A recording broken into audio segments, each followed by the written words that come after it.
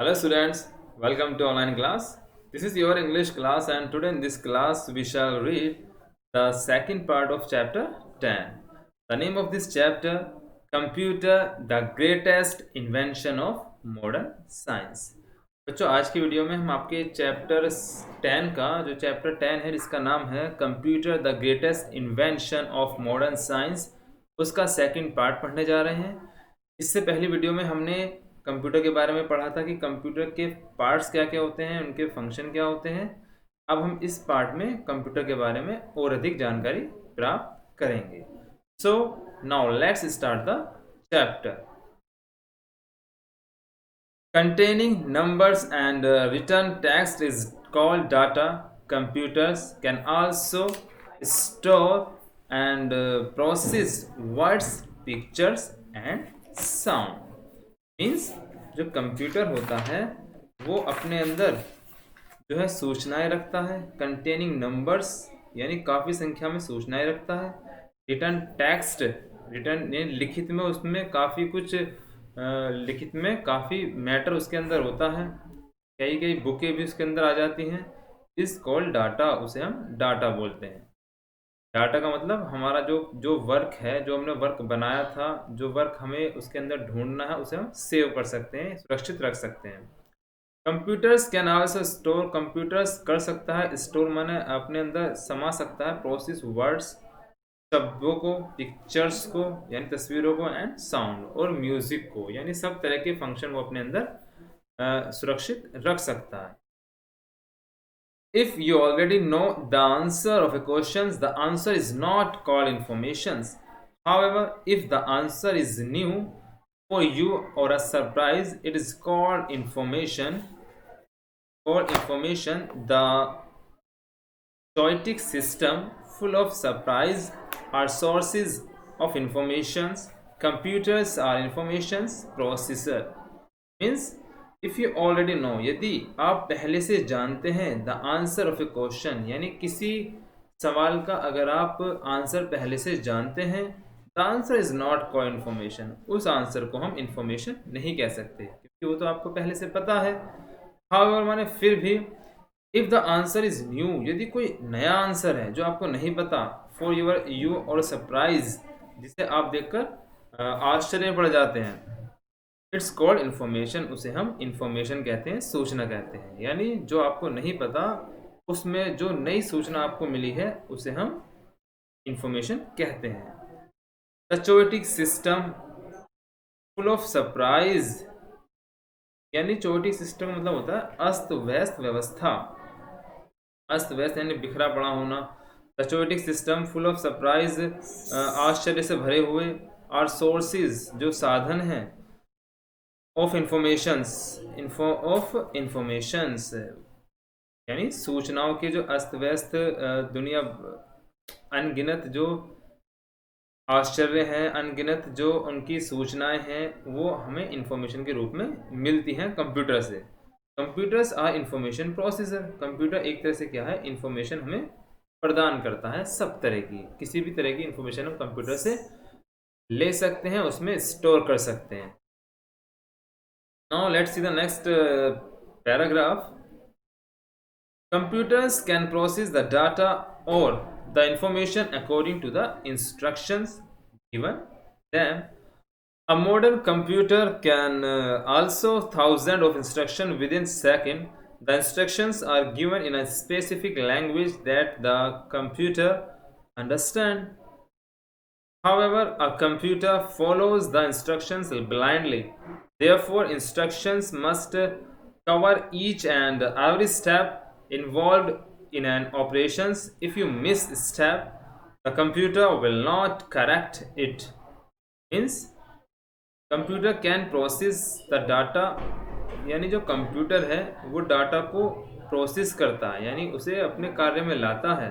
किस तरह से डाटा को बनाता है, द इंफॉर्मेशन, और सूचनाओं को किस तरह से प्रदान करता है, अकॉर्डिंग टू इंस्ट्रक्शन, यानी जैसे उसे इंस्ट्रक्शन मिलेंगे, जैसे उसे निर्देश मिलेंगे, उसके हिसाब से कंप्यूटर काम करता है। गिवन टू दैम, यानी जब जैसा ही कंप्यूटर में हम फीड करते हैं, जो सूचनाएं हमें चाहिए वो हमारे इंस्ट्रक्शन पर, हमारे हमारे जो निर्देश हैं हमारे ऑर्डर से ही कंप्यूटर काम करता है।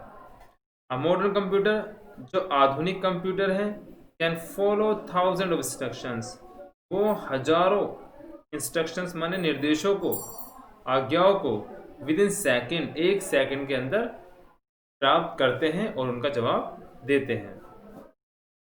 The instruction are given a specific language, जो इंस्ट्रक्शंस हैं जो एक तरह से निर्देश हैं वो स्पेसिफिक लैंग्वेज, एक विशेष भाषा में दिए जाते हैं।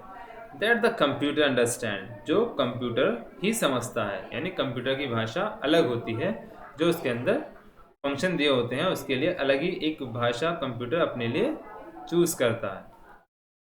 हाउएवर माने फिर भी a computer follows the instruction blindly, यानी जो कंप्यूटर है वो ब्लाइंडली का मतलब होता है बिना जाने, यानी एक तरह से ब्लाइंडली का मतलब अंदर बिना देखे। कंप्यूटर जो है इंस्ट्रक्शन करता है, वो बिना देखे इंस्ट्रक्शन करता है, उसे जो है जैसी आप कमांड दोगे वो ऐसे ही काम करेगा, वो अपनी मर्जी से कुछ नहीं करने का। देयरफॉर माने इसलिए instruction must cover each and every step involve in operations. Therefore माने इसलिए इंस्ट्रक्शन जो निर्देश उसे दिए जाते हैं, एवरी स्टेप प्रत्येक स्टेप यानी प्रत्येक जो इंफॉर्मेशन उससे हम प्राप्त करते हैं, इन्वॉल्व इन एन ऑपरेशन में एक ऑपरेशन एक क्रिया होती है। If you miss the step, यदि आप इस स्टेप को मिस कर दोगे, यानी यदि आप उसमें गलत सूचना दोगे, the computer will not correct it, तो कंप्यूटर उसे करेक्ट नहीं करेगा। कहने का मतलब यह है कि आपको कंप्यूटर को सही कमांड देनी होगी, तभी कंप्यूटर काम करेगा। अगर उसमें आप गलत की दबाते हो, गलत बटन दबाते हो, तो वो काम नहीं करेगा।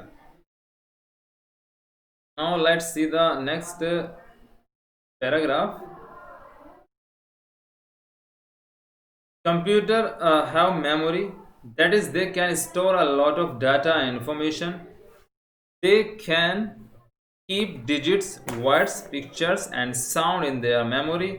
Telephone number, addresses, accounts, tags of the books, songs and photos are kept in a computer. Whenever you are in need of any information, you can get it within second, just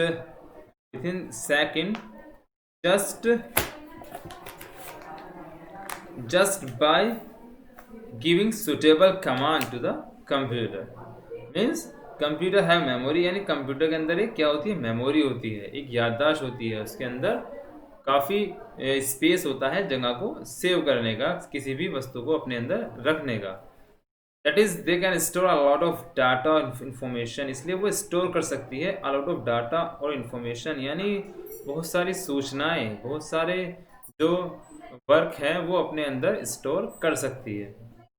they can वे रख सकते हैं keep digits, words यानी संख्याओं को, शब्दों को, pictures को and sound in their memory, और म्यूजिक को अपने अंदर, यानी अपने अंदर वो जो है किसी भी संख्या को रख सकते हैं, शब्दों को रख सकते हैं, तस्वीरों को रख सकते हैं, इवन म्यूजिक या सॉन्ग्स वगैरह को भी अपने अंदर स्टोर कर सकते हैं। Telephone numbers, addresses, telephone number को आप ऐड कर सकते हैं, एड्रेस माने किसी के पते को भी, अकाउंट्स माने जो आपके खाता है, जो आपके बैंक डिटेल है, अपने खाते के बारे में भी आप उसमें स्टोर कर सकते हैं। टेक्स्ट ऑफ द बुक्स यानी किताबों को भी आप उसमें सेव कर सकते हैं, सॉन्ग्स को भी, फोटोज़ को भी, और कीप इन कंप्यूटर में आप इन सब चीज़ों को सेव कर सकते हैं। Whenever माने जब कभी you are need of any information, तुम्हें किसी इन्फॉर्मेशन की, किसी सूचना की आवश्यकता होती है, can get it within second, तो आप सेकेंडों में उसका जवाब पा सकते हैं। Just by giving suitable command to the computer, just by giving माने सुटेबल माने उपयुक्त, उचित कमांड देकर, उचित ऑर्डर देकर, उचित कार्य कर आप कंप्यूटर से अपनी सारी इंफॉर्मेशन, सारी सूचनाएं प्राप्त कर सकते हैं जो आपने कंप्यूटर में सेव कर रखी हैं। In modern world, the use of computers is increasing by leaps and bounds. At railway stations, airports, and big hotels, computers are using in large offices. Computers are used for processing data and bringing out result. at a very fast speed. Now the flying of aeroplanes now the aeroplanes or rockets, running of trains, controlling big machines in industries, etc., are carried out with the help of computer. Means in modern world यानी आधुनिक संसार में, आधुनिक दुनिया में, the use of computer, जो computer का प्रयोग है, इज इंक्रीजिंग, बढ़ रहा है, बाय लीप्स एंड बाउंड्स, का मतलब होता है बहुत तेजी के साथ। यानी आधुनिक युग में कंप्यूटर का प्रयोग बहुत तेजी के साथ जो है बढ़ रहा है। Eight railway station, railway station पे आप देख सकते हैं, एयरपोर्ट्स पे आप देख सकते हैं, बिग होटल्स, बड़े होटलों में आप देख सकते हैं। Computers are using in a large office, computer का प्रयोग जो है बड़े बड़े ऑफिसों में हो रहा है। Computers are use for processing data and bringing out result at very fast speed, very fast speed, यानी कंप्यूटर जो है किसी भी काम को, किसी भी रिजल्ट को, किसी भी परिणाम को बहुत स्पीड के साथ अपने अंदर से देता है, हमें बड़ी जल्दी के साथ वो जवाब देता है। Now they are flying of aeroplanes, यानी अब जो है जो एरोप्लेन्स, जो हवाई जहाज उड़ते हैं उनमें, रॉकेटों में, रनिंग ऑफ ट्रेन्स, चलती हुई ट्रेनों में, कंट्रोलिंग बिग मशीन्स, बड़ी बड़ी मशीनों को कंट्रोल करने में, नियंत्रण करने में, इन इंडस्ट्रीज, यहाँ तक कि जो उद्योग हैं, जो बड़े बड़े कारखाने हैं, उन सब में भी कंप्यूटर का अब प्रयोग होने लगा है। Are carried out with the help of computers, यानी वो सब कंप्यूटर की सहायता अपने कार्य में ले रहे हैं, अपने कार्य को अच्छा करने के लिए वो सब कंप्यूटर का प्रयोग कर रहे हैं। Now let's see the next paragraph. In schools colleges computers are used to teach difficult subjects with the help of clear diagrams and visual text. In medical field, a doctor uses a computer to examine and analyze the cases of an illness and suggest remedies. It is also used for inventing new drugs useful for curing a disease. Means in schools and college, जो आपके schools हैं, जो college हैं, बड़े बड़े जो degree college हैं, उनमें कंप्यूटर्स आर यूज, कंप्यूटर का प्रयोग हो रहा है to teach difficult subjects. Teach means पढ़ाना, यानी जो भारी सब्जेक्ट्स हैं, जो भारी विषय हैं, उन्हें पढ़ाने के लिए कंप्यूटर का प्रयोग भी लिया जा रहा है, उनकी हेल्प भी ली जा रही है। With the help of clear diagrams, यानी वहाँ जो कंप्यूटर में किसी चीज़ को हमें पढ़ाना है, उसे समझाने के लिए हम डायग्राम्स, जो चित्र होते हैं, उनकी सहायता कंप्यूटर से ले सकते हैं। एंड विजुअल टेक्स्ट, और सामने उसके अंदर हम कोई भी टेक्स्ट का मैटर निकाल सकते हैं, जो आपकी बुक है, बुक का मैटर भी हम कंप्यूटर में देख सकते हैं।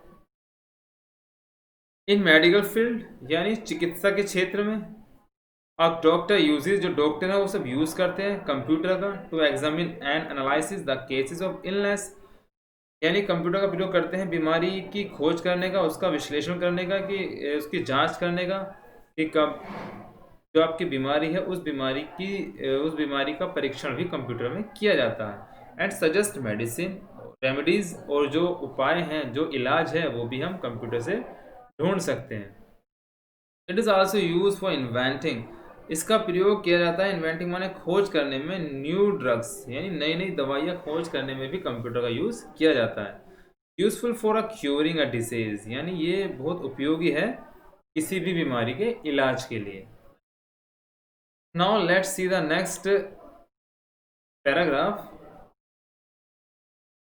Today a large number of computers have been linked through a network called World Wide Web, WWW, or Internet.